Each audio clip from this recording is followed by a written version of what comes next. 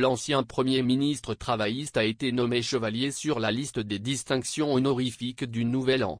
Mais il y a eu une opposition généralisée à l'honneur, avec plus d'1 million de personnes ayant signé une pétition appelant à lui faire retirer le titre de chevalier. Contrairement à de nombreux autres honneurs, l'honneur décerné à Tony Blair, le chevalier compagnon de l'ordre de la Jarretière, est rendu sans avis du Premier ministre. De nombreux lecteurs d'Express.co.uk ont critiqué la reine pour son choix de décerner cet honneur à l'ancien Premier ministre, certains affirmant que cela les avait amenés à remettre en question la place de la monarchie dans la société. Un lecteur, Oliver Pugh, a déclaré que c'était un désastre pour notre reine.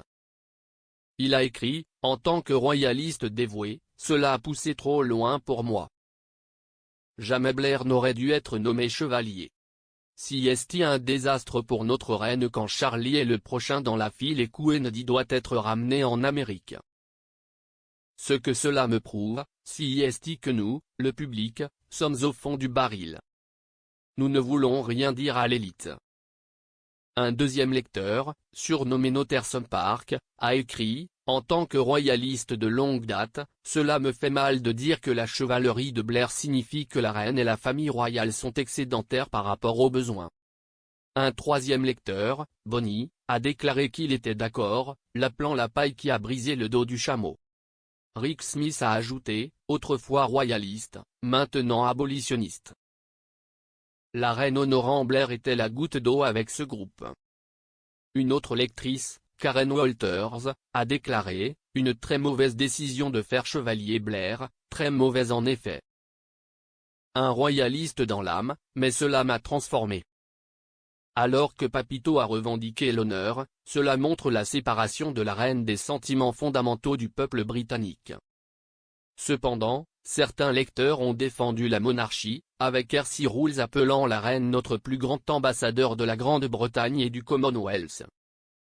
Pendant ce temps, un autre utilisateur, SandyFit38, a défendu Tony Blair en écrivant, « Blair et Bush ont fait de leur mieux dans les circonstances et avec l'intelligence qu'ils avaient à ce moment-là. » Ils ont ajouté, « Nous devons toujours regarder la plus grande image pour voir le résultat. » La colère suscitée par le titre de chevalier de Tony Blair découle principalement de sa décision d'envoyer des troupes britanniques en Irak et en Afghanistan à la suite du 11 septembre.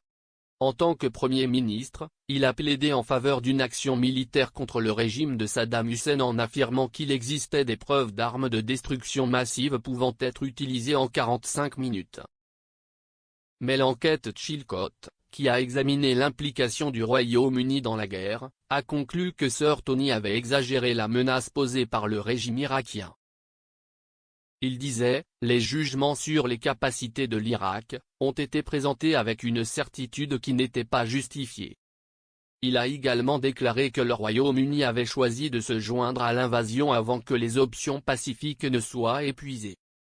Il a ajouté, « L'action militaire à cette époque n'était pas un dernier recours. »